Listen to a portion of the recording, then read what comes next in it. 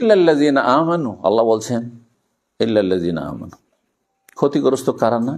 এক, ওয়া আমিলুস সালিহাত ওয়া তাওয়াসাউ বিল হক ওয়া তাওয়াসাউ বিস সবর। চারটি গুণ যদি থাকে তাহলে ওই রকম মানুষরা ক্ষতিগ্রস্ত না। যাদের মধ্যে এই চারটি গুণ আছে তারা ক্ষতিগ্রস্ত নয়। জি সম্মানিত ভাতৃমণ্ডলী, এই চারটি গুণের প্রথমটি অনেকে না বুঝে শুধু ঈমান দিয়ে ব্যাখ্যা করে দেয়। ঈমান অন্তরের কাজ না, ঈমান বিশ্বাস করে মেনে নেওয়া, এটা নাম ঈমান। অন্তরের কাজ না। কাজের আগে কি লাগে? যে কোনো কাজ করলে কি লাগে? নলেজ লাগে না? দুনিয়ার কাজ করেন আর আপনি দিনের কাজ করেন, যে কোনো কাজ করার আগে কি লাগবে? সে সম্পর্কে আপনার জ্ঞান লাগবে। এই জন্য সহিহ বুখারী নিয়ে একটু চিন্তা করে দেখেন। সহিহ বুখারী, ইমাম বুখারী রাহিমাহুল্লাহর ফিকহ, যে কোন জ্ঞানের কথা আল্লাহ কোরআনে বলেছেন, কোন জ্ঞান অর্জন করা ফরজ করেছেন, শুরু করেছেন কিতাবুল ওয়াহিদি, ওহির জ্ঞান তাইলে হইতে। তারপরে কি নিয়ে এসছেন? অন্যান্য হাদিসের কিতাবের মতো কিতাবুত তাহারাত, উযু, গোসল, তায়াম্মুম, না, নিয়ে এসছেন নামাজের কথা নিয়ে এসছেন,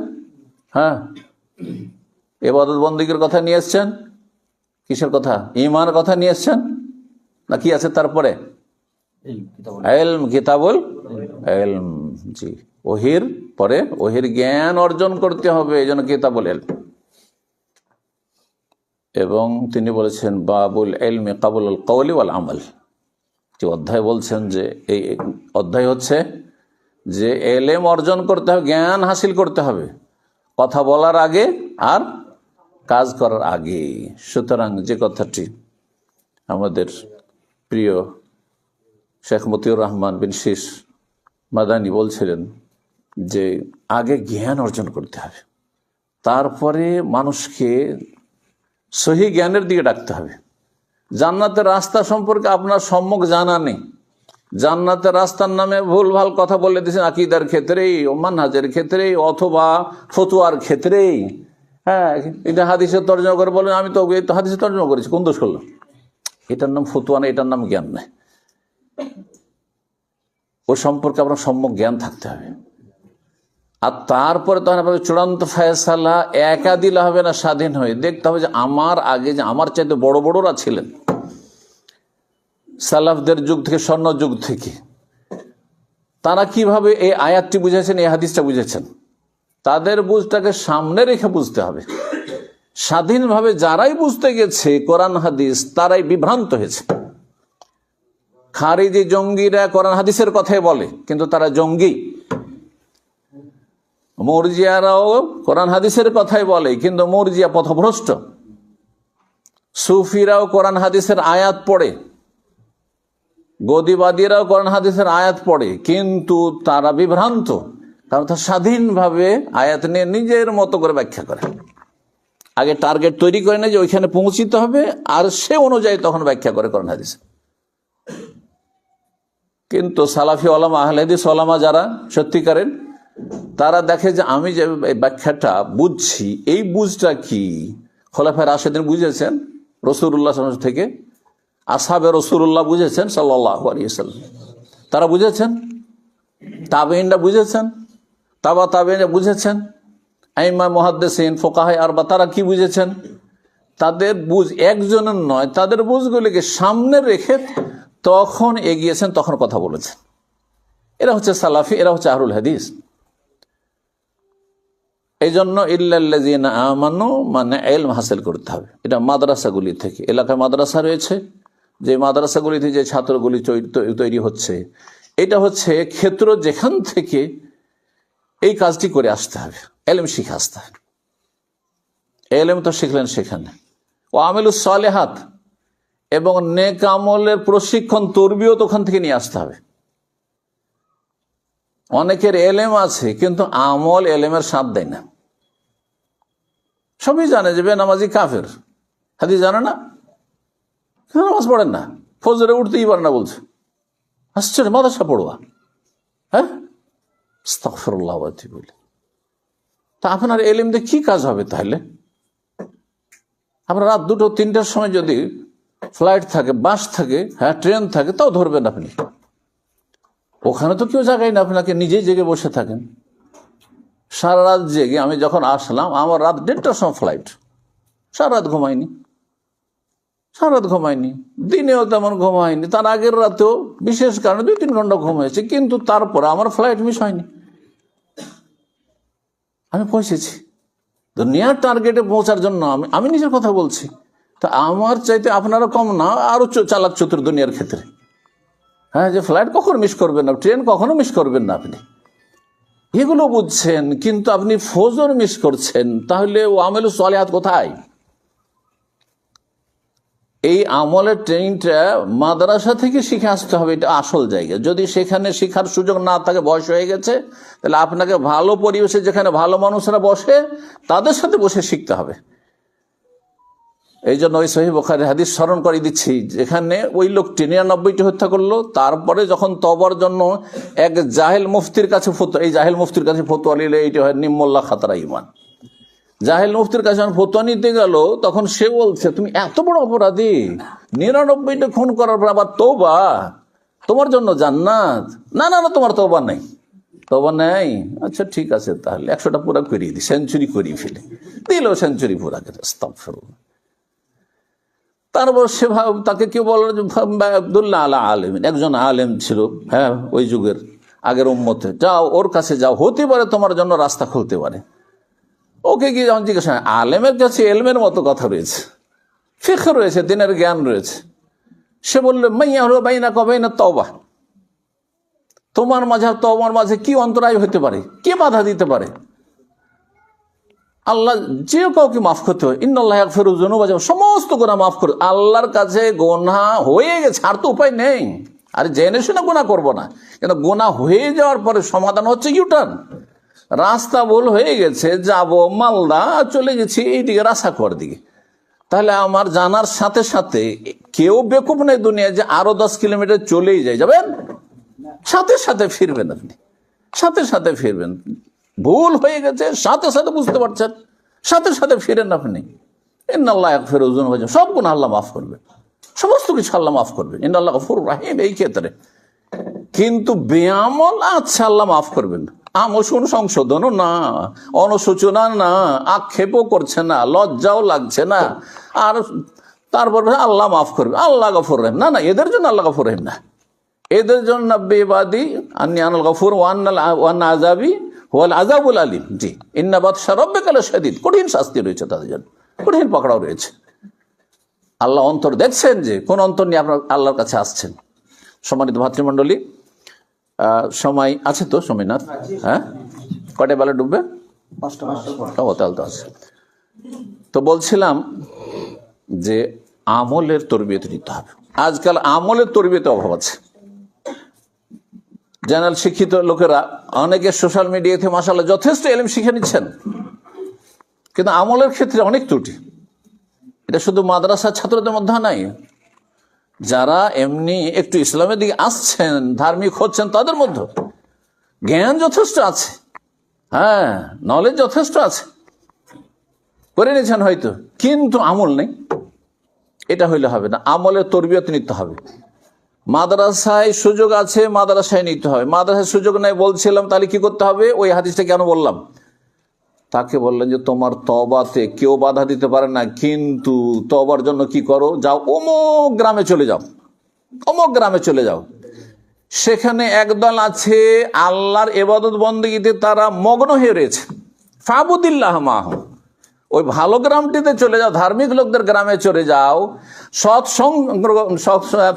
সংসর্গ গ্রহণ করো এবং তাদের সাথে হয়ে আল্লাহর ইবাদত বন্দেগীতে মশগুল হয়ে যাও। তাহলে যেসব ভাইয়েরা স্কুল কলেজ ইউনিভার্সিটিতে পড়ছেন বা পড়েছেন বা পড়ার যুগ শেষ হয়ে গেছে, তাদেরকে বলবো ভালো লোকের সাথে উঠা বসা করেন। ইত্তাকুল্লাহ কুনু মা'আস সাদিকিন, এই লোকজনকে পানি দাও, কুনু মা'আস সাদিকিন, ভালো মানুষের সাথে আপনি হয়ে যান।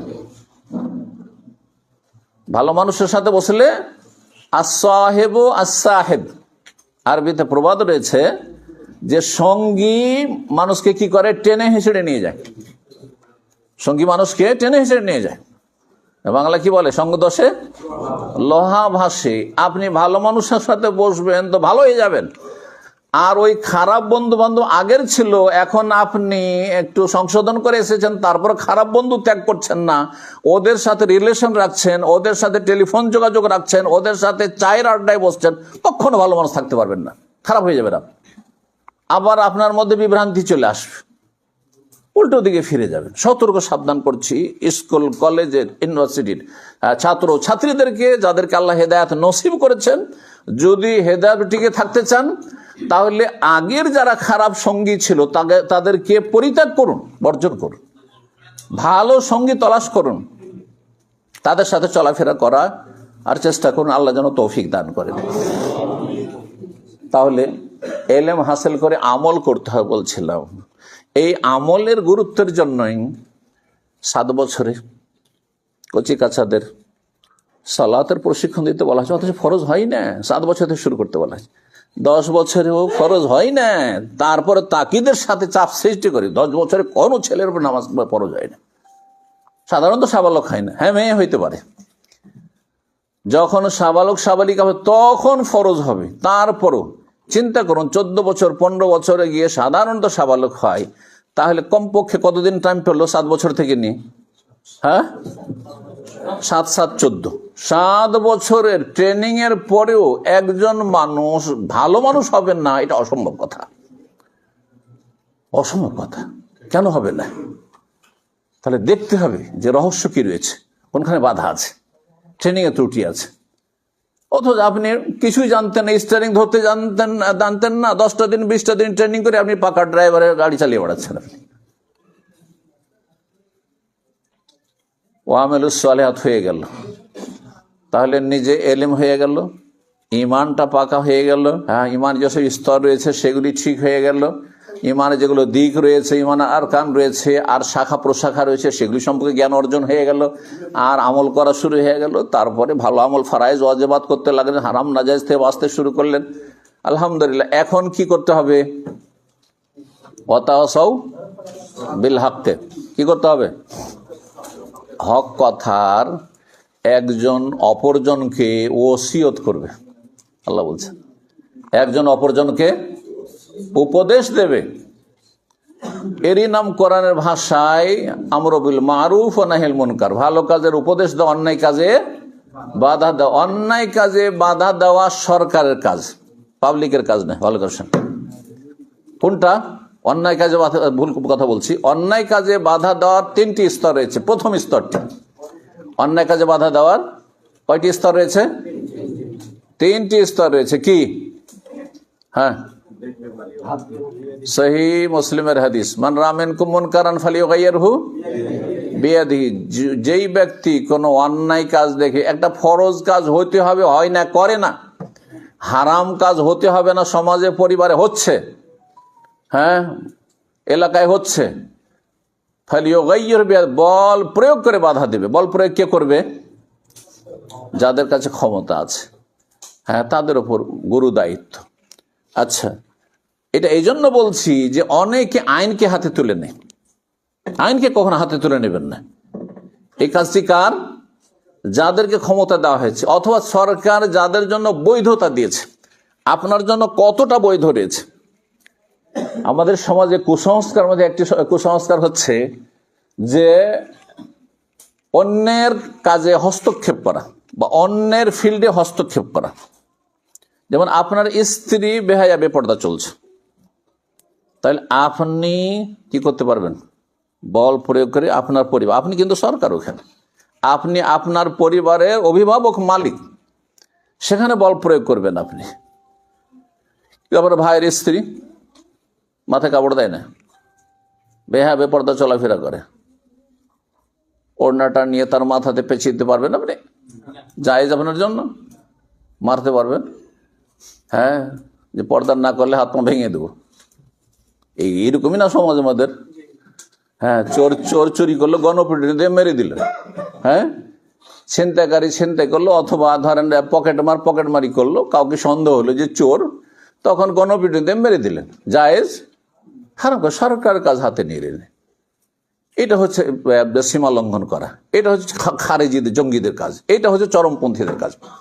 ইসলাম চরমপন্থাকে অস্বীকার করে, ইসলাম হচ্ছে মধ্যম পন্থা। কথা বুঝতে পারছেন না? সুতরাং অন্যের কাজ নিজের হাতে তুলে নেবেন না, তাহলে অপরাধীকে যাদের বিচার করার অধিকার আছে তাদের হাতে তুলে দেবেন। এ না যে অপরাধীকে লুকিয়ে রাখবেন না, বা এটাও জায়েজ নয়। কথা বলছেন তো? কিন্তু অন্যের জায়গায় আপনি দখলদারি দেখাবেন না। ওয়াতাওয়াসাউ বিল হক, কোরআনের ভাষায় বলছেন, হ্যাঁ, যে 3টি স্তরের কথা বলছেন। প্রথম স্তরে বল প্রয়োগ করা হয় শাসকের কাজ, আর না হলে কার কাজ? আপনি আপনার ঘরের প্রধান, আপনার কাজ। এমন 5 ভাই আপনারা আছেন, একই অন্যে আছেন, মনে করছেন আমরা একটা পরিবার, তো আর একটা পরিবার, তখন আর ভাইয়ের বউ অথবা ভাবির ওপর আপনি কি করছেন? হাত তুলছেন, অথবা তার উপর আপনি চাপ সৃষ্টি করছেন। না, আপনার ভাইকে দিয়ে করাইতে হবে।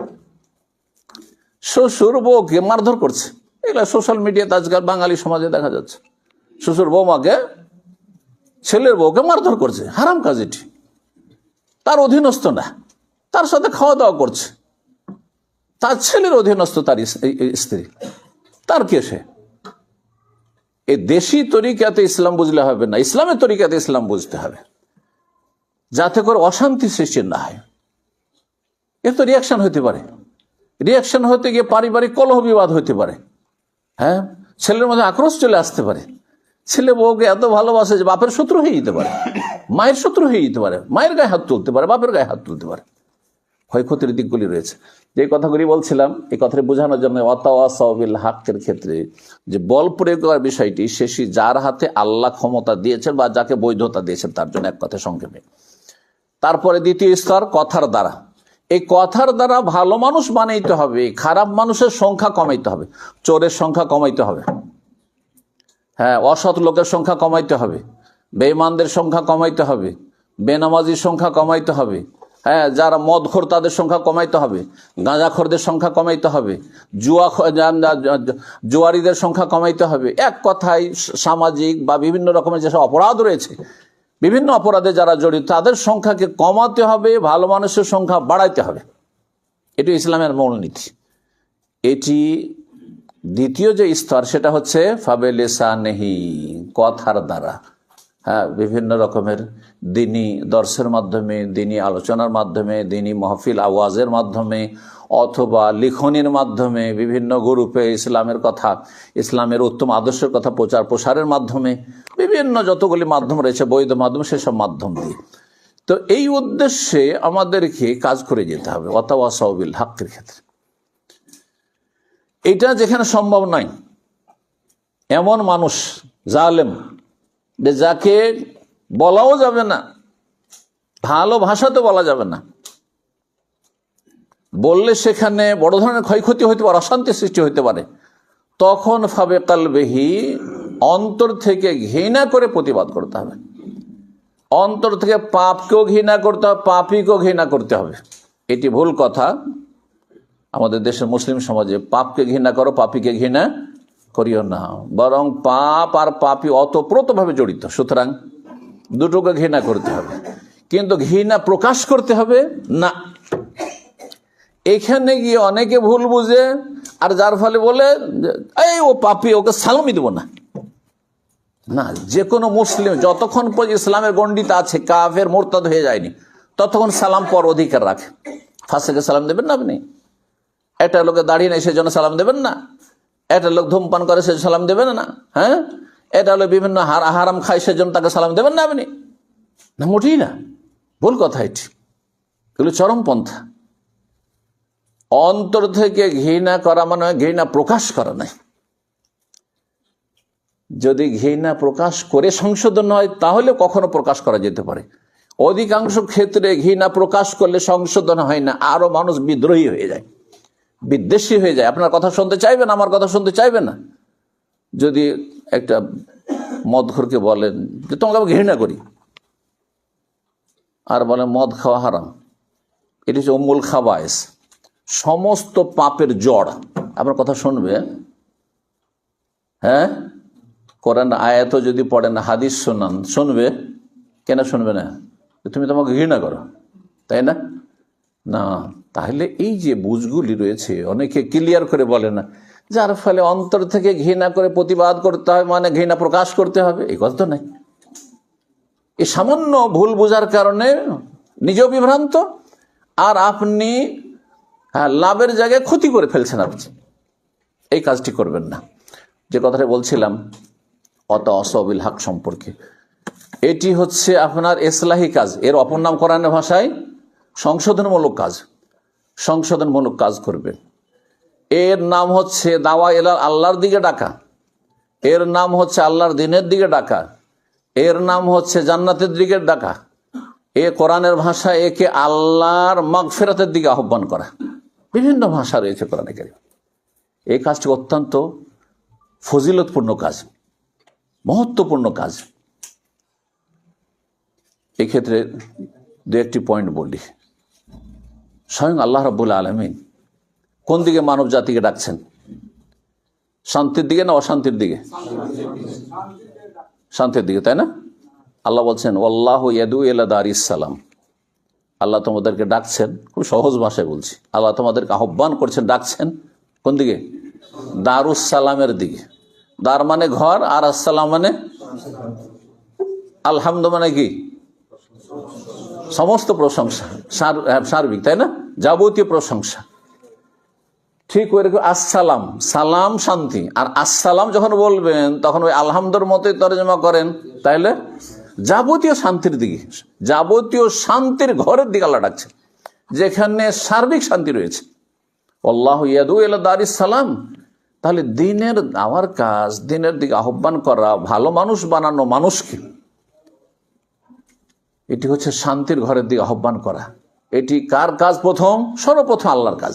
স্বয়ং আল্লাহ এই কাজটি করেছেন, স্বয়ং আল্লাহ এই কাজটি করেছেন। তারপরে এখানে আর একটি জিনিস শিখার বিষয় রয়েছে, এবং আমাদের পাশে প্রতিবেশী যারা মুসলিম রয়েছে তাদেরকে মেসেজ দেওয়ার বিষয় রয়েছে, যে আমরা আসসালাম শান্তি দিই, পিসের দিকে ডাকছি, কিন্তু আমরা অশান্তি দিয়ে ডাকি না। কারণ আমাদের রব সৃষ্টিকর্তা, আমাদের আল্লাহ, তিনি কোন দিকে ডাকছেন? শান্তির ঘরের দিকে ডাকছেন, অশান্তির ঘরের দিকে ডাকছেন, অশান্তির ঘরের দিকে ডাকছেন না। আল্লাহু ইয়াদউ ইলা দারিস সালাম ওয়া ইয়াহদি মান ইয়াশাউ ইলা সিরাতিন মুস্তাকিম। অন্য আয়াতে বলছে আল্লাহু ইয়াদউ ইলাল জান্নাতি ওয়াল মাগফিরাতি বিইজনিহি। আল্লাহ তোমাদেরকে ডাকছেন কোন দিকে? ইলাল জান্নাতে, জান্নাতের দিকে ডাকছেন। ওয়াল মাগফিরা, আর কোন দিকে ডাকছেন? তার ক্ষমার দিকে, মার্জনা দিয়ে ডাকছেন। যখন মানুষের সাথে শত্রুতা হয়ে যায়, মনোমালিন্য হয়ে যায়, তখন কি ডাকে ইশারা ইঙ্গিতে যে আমরা একটু মিলে যাই, না পালাবার চেষ্টা করে? তাহলে মানুষের চিন্তা চেতনা কত সংকীর্ণ। কারোর সাথে শত্রুতা হলে ও আপনাকে দেখে পালাচ্ছে, আপনি ওকে দেখে পালাচ্ছেন, আপনি ওকে এড়িয়ে যাচ্ছেন, সে আপনাকে এড়িয়ে যাচ্ছে। পক্ষান্তর রব্বুল আলামিন কি করছেন? সমস্ত মানুষকে ডাকছেন কোন দিকে? আসো ক্ষমা করব, এরা মাগফিরা, আসো ক্ষমা করব। মুসলিমকে শুধু নয়, কোরআনে কারীমে সূরাতুল মায়েদায় রয়েছে খ্রিস্টানদের কথা আল্লাহ বলছেন, যারা বলছে এক আল্লাহ নয়, তিন আল্লাহ, তৃতীয়বাদ বিষয়, ইন্নাল্লাহা সালিসু সালাসা, তাদের কথা উল্লেখ করার পরে বলছেন আফালা ইয়াতুবুনা ইলাল্লাহি ওয়া ইয়াস্তাগফিরুনা। আরে আল্লাহর কাছে তওবা করে ফিরে আসবে না? হ্যাঁ, আল্লাহর কাছে ফিরে আসবে না তওবা করে? আল্লাহর কাছে ক্ষমা চাও, ইয়াস্তাগফিরুনা, ক্ষমা চাইবে না? আরে ক্ষমা চাও, তওবা করো। অথচ বড় শিরক করেছে, ইন্না শিরকা লাযুলমুন আযীম, তাদেরকে ডাকছেন আল্লাহ রাব্বুল আলামিন। চিন্তা করুন, তাহলে আপনি যতই বড় অপরাধী হন না কেন, আপনি আল্লাহ পরকালে বিশ্বাসী, আল্লাহকে ভালোবাসেন, হ্যাঁ, রসুলকে ভালোবাসেন, ইমান ইসলামকে ভালোবাসেন, কোরআনকে ভালোবাসেন, আপনি মসজিদকে ভালোবাসেন, আপনি আল্লাহর ইবাদত বন্দেগী ভালোবাসেন, কিন্তু নসিব হয় না, হতভাগা। আপনি তওবা করে ফিরে আসুন, আল্লাহর কাছে ক্ষমা চান, অতীতের সমস্ত গুণ আল্লাহ মাফ করবেন। আল্লাহ যেন সবাইকে তৌফিক দান করেন। এই মোবারক সময় এই দোয়াগুলি যেন আল্লাহ কবুল করেন। সম্মানিত ভাতৃমণ্ডলী, আল্লাহ স্বয়ং ডাকছেন। আর নবী রসুলদের পেশা কি ছিল? প্রত্যেকের একটা করে পেশা আছে, তাই না? কেউ চাকরিজীবী, চাকরিটা তার পেশা, হ্যাঁ, কেউ কৃষি কাজ করে, হ্যাঁ কৃষি কাজই তার পেশা, হ্যাঁ কেউ ব্যবসায়ী ওইটাই পেশা তার, কেউ হাতের কাজ করে, বিভিন্ন রকমের পেশা দুনিয়াতে রয়েছে। নবী রাসূলগণের পেশা কি ছিল? আল্লাহর দিকে ডাকা, দিনের দিকে আহ্বান করা। সমস্ত নবী রাসূলগণের কাজ একটাই ছিল, আল্লাহর দিকে আহ্বান করা। তাহলে যারা এতে অংশ নিতে পারবে তারা কত ভাগ্যবান। সবচেয়ে ভালো পেশা হচ্ছে এই পেশাটি, সবচেয়ে ভালো পেশা হচ্ছে এই পেশাটি। কেন? একজন মানুষ এখানে পুঁজিপতি পয়সাওয়ালা আসলো আর কোন একজন লোককে 1 কোটি টাকা দিয়ে দিল, যা উদ্ধার করে দিল। আরে আরো বেশি 10-20 কোটি দিয়ে দিল, ধরেন যা তোকে উদ্ধার করে, জীবন সারা জীবন বসে খেতে পারবি। কিন্তু সেই ব্যক্তি পাপিষ্ট, যাকে এই কোটি কোটি টাকা দিয়ে উদ্ধার করে দিল, সারা জীবন তো খুব সুখে খেললো, শেষখানে মরলে কোথায় যাবে? জান্নাতে না জাহান্নামে? জাহান্নামে। পক্ষান্তরে একজন একটা টাকাও জীবনে দিতে পারলো না, কিন্তু জাহান্নামের রাস্তায় চলেই গেছে। অকুনতুম আলা শাফা হুফরাতিন মিনান নার, জাহান্নামের কিনারে চলেই গিয়েছিলে, ফাআনকাযাকুম মিনহা, আল্লাহ তোমাদেরকে রক্ষা করলেন এই নবী রাসূলের মাধ্যমে, নবী রাসূলের ওয়ারিস উলামায়ে কেরামদের মাধ্যমে, দুআতদের মাধ্যমে, মুসলিহিনদের মাধ্যমে, সংস্কারকদের মাধ্যমে। তুমি কোথায় জাহান্নামের রাস্তায় চলে গেছিলে, সেখান থেকে তোমাকে ফিরিয়ে নিয়ে এসে জান্নাতের রাস্তা লাগিয়ে দিয়েছে। আপনি যদি পথের ফকিরও হন, পেটে ভাত নেই, শীত বস্ত্র নেই, বসবাসের মতো ভালো বাড়ি ঘর নেই, কিছুই নেই হয়তো, কিন্তু আপনার কাছে হেদায়েতের নিয়ামত আছে, ঈমান ইসলামের নিয়ামত আছে, মরলে কোথায় যাবেন? জাহান্নামে যাবেন নাকি? না জান্নাতে যাবেন? অবশ্যই জান্নাতে যাবেন, ঠিক না? তাহলে কত বড় ভালো পেশা, চিন্তা করেন কাজটি। এই পেশাতে সামান্য যদি অংশ রাখতে পারেন, সামান্য একটু বসে অংশ, যেখানে বসলেন এসে অনেক বড় কাজ করলেন। এবং এই পথে অবিচল থাকতে হবে, এটা নয় যে টেম্পোরারি। যারা আজকাল মুসলিমদের অবস্থা হচ্ছে, মৌসুমি ইবাদত বন্দী পছন্দ করে অন্যদের মতো, অন্যদের যেমন সিজনাল কিছু, হ্যাঁ আরাধনা উপাসনা আছে, হ্যাঁ কিছু আছে, ধর্মকর্ম আছে, ঠিক তেমনি অধিকাংশ মুসলিমরা তাই পছন্দ করে। এই যে রমজানে মুসল্লি হয়ে যায়, বাপ মা মরলে মুসল্লি হয়ে যায়, বালা মুসিবত আসলে মুসল্লি হয়ে যায়, মক্কা মদিনে গেলে একবারে খুব পরেশগার হয়ে যায়, হ্যাঁ হজ উমরায় গিয়েছে, সে খুব মুসল্লি হয়ে গেছে, খুব ধার্মিক হয়ে গেছে, আবার এসে হারাম জীবন যাপন করছে। না, এটা হইলে হবে না। এই জন্য আল্লাহ বলছে ওয়াতাওয়াসাউ বিস-সবর, একে অপরকে সবরের জন্য, ধৈর্যের জন্য উপদেশ দেবে।